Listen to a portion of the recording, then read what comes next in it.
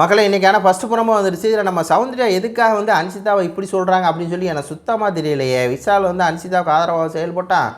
அன்சிதாட்டா மட்டுமா பாசத்தை காமிச்சா. ஜாக்லின் வந்து சொல்கிறது அது பொறாமையில் சொல்லுது. ஏன்னா ஜாக்லினுக்கு விஷாலுக்கு சண்டை வந்துச்சு, அதனால் சொல்லுது. ஓகே, சௌந்தர்யா எதுக்காக சொல்கிறாங்க?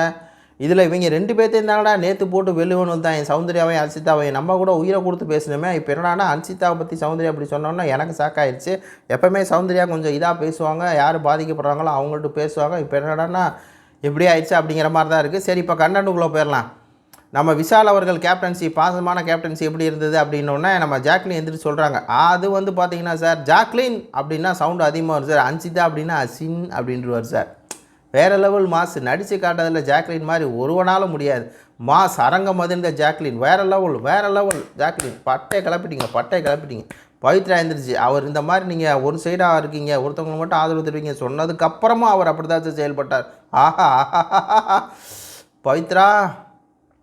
அப்புறம் ஜாக்லின் சொல்கிறாங்க, அவர் யாரை வந்து அவர் கேப்டன் ஆகிறதுக்கு வந்து உறுதுணையாக இருந்தாங்களோ, கேப்டன் ஆகிறதுக்கு வந்து யார் சப்போர்ட் பண்ணாங்களோ, ஏன்னா அந்த வெயிட் லிஃப்டிங்கில் வந்து யார் சப்போர்ட் பண்ணாங்களோ அவங்களுக்கு ஆதரவானவராக அவர் வந்து செயல்பட்டார். அவர் வந்து எல்லாத்துக்கும் ஆனவராக செயல்படவில்லை அப்படிங்கிற ஒரு குற்றச்சாட்டு தூக்கி வைக்கிறாங்க ஜாக்லின். உடனே வந்து நம்ம இவர் எப்போ விஜய் சேது கேட்குறார், பாசம் நேசம் அதெல்லாம் என்ன வேஷமா, பாசமான கேப்டன்லாம் வேஷமா அப்படிங்கிற மாதிரி பார்த்தீங்கன்னா இந்த புறம முடியுது.